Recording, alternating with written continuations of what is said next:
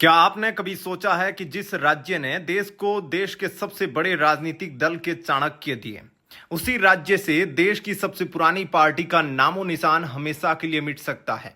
जी हां, जून 2026 का यह महीना भारतीय राजनीति के इतिहास में एक ऐसा पन्ना दर्ज करने जा रहा है जो इससे पहले पिछले 66 सालों में कभी नहीं हुआ। 18 जून को देश की 22 राज्यसभा सीटों पर चुनाव होने जा रहे हैं। एक तरफ जहां गुजरात से कांग्रेस का सूपड़ा साफ पूरी तरह साफ होने जा रहा है, वहीं दूसरी तरफ दक्षिणी भारत में एक ऐसा छुपा हुआ खेल चल रहा है जिसके दम पर कांग्रेस दिल्ली में मोदी सरकार को घेरने की एक नई रणनीति बना रही है। आज के इस वीडियो में हम इन 22 सीटों का वो पूरा इनसाइड गणित खंगालेंगे जिसे मुख्यधारा का मीडिया आपको खुलकर नहीं बता रहा है। वीडियो को आखिर तक देखिएगा क्योंकि खेल सिर्फ गुजरात का नहीं, कर्नाटक, मध्य प्रदेश और तमिलनाडु का भी है। शुरुआत करते हैं उस राज्य से जो इस वक्त सबसे ज्यादा चर्चा में है, गुजरात। गुजरात विधानसभा का गणित इस समय कांग्रेस के लिए किसी बुरे सपने जैसा है। विधानसभा में कुल सीटें हैं 181। राज्यसभा की एक सीट जीतने के लिए कम से कम 37 विधायकों के वोटों की जरूरत होती है।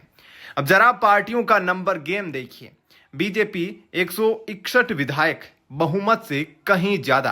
कांग्रेस सिर्फ 12 विधायक, आप 4 विधायक, जिसमें से एक निष्कासित है। इस नंबर गेम का सीधा मतलब यह है कि कांग्रेस या आम आदमी पार्टी अपना उम्मीदवार मैदान में उतारने की हैसियत में नहीं है। 18 जून को गुजरात की 4 राज्यसभा सीटों पर चुनाव है और ये चारों की चारों सीटें बिना किसी मुकाबले के बीजेपी की झोली में जा रही हैं। अब यहां आता है सबसे बड़ा ऐतिहासिक मोड़। साल 1960 में जब बंबई पुनर्गठन अधिनियम के बाद गुजरात एक अलग राज्य बना, तब से लेकर आज तक राज्यसभा में हमेशा कांग्रेस का कोई ना कोई सांसद गुजरात का प्रतिनिधित्व करता रहा था। शुरुआत में शक्ति सिंह गोहिल कांग्रेस के इकलौते सांसद थे, लेकिन जून 2026 में जैसे ही उनका कार्यकाल खत्म होगा, गुजरात से राज्यसभा में कांग्रेस शून्य पर पहुंच जाएगी। यह कांग्रेस के लिए एक बहुत बड़ा मनोवैज्ञानिक झटका है। अब बात करते हैं बीजेपी की। जहां कांग्रेस के हाथ से जमीन खिसक रही है, वहीं बीजेपी इस मौके को 2027 के गुजरात विधानसभा चुनाव के लॉन्च पैड की तरह इस्तेमाल कर रही है। जिन 4 सीटों पर चुनाव हो रहे हैं उनमें से 3 पर अभी बीजेपी के सांसद हैं, नरहरि अमीन, रामभाई मोकैया और रमीला बेन बारा। लेकिन बीजेपी सूत्रों की माने तो पार्टी इस बार तीनों को दोबारा टिकट देने के मूड में नहीं है। बीजेपी हमेशा अपने फैसलों से चौंकाती है और इस बार भी दिल्ली दरबार में एक बेहद कड़क फॉर्मूला तैयार हुआ है। 2027 के समीकरण को साधने के लिए बीजेपी इस बार ग्राउंड लेवल के कार्यकर्ताओं को मौका दे सकती है। जो सोशल इंजीनियरिंग का फॉर्मूला निकल कर आ रहा है वो है एक पाटीदार चेहरा, पाटीदार वोट बैंक को मजबूत रखने के लिए, दूसरा एक ओबीसी चेहरा, तीसरा एक एससी एसटी चेहरा और चौथा एक महिला उम्मीदवार। बीजेपी की संसदीय बोर्ड की बैठक में नाम तय हो चुके हैं और 6 जून को उम्मीदवारों का औपचारिक ऐलान होने की पूरी संभावना है। लेकिन दोस्तों, राजनीति में अगर एक दरवाजा बंद होता है तो दूसरा खुलता भी है। अगर कांग्रेस को पश्चिमी गुजरात में झटका लगा है तो वो इसकी भरपाई दक्षिणी भारत से करने की तैयारी में है। जिन 22 राज्यसभा सीटों का कार्यकाल खत्म हो रहा है उनमें कांग्रेस अध्यक्ष मल्लिकार्जुन खड़गे, दिग्विजय सिंह और पूर्व पीएम एचडी देवगौड़ा जैसे दिग्गज शामिल हैं। सबसे बड़ा खेल होने जा रहा है कर्नाटक में। कर्नाटक में इस समय कांग्रेस की मजबूत सरकार है। वहां की 4 सीटों पर चुनाव होने हैं। अपने विधायकों के दम पर कांग्रेस 4 में से 3 सीटें आसानी से जीत रही है।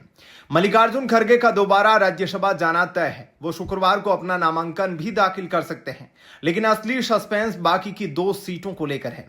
सूत्रों के मुताबिक राष्ट्रीय प्रवक्ता पवन खेड़ा और वरिष्ठ नेता मंसूर अली खान के नामों पर कांग्रेस गंभीरता से विचार कर रही है। और तमिलनाडु का वो सरप्राइज जिसने सबको चौंका दिया।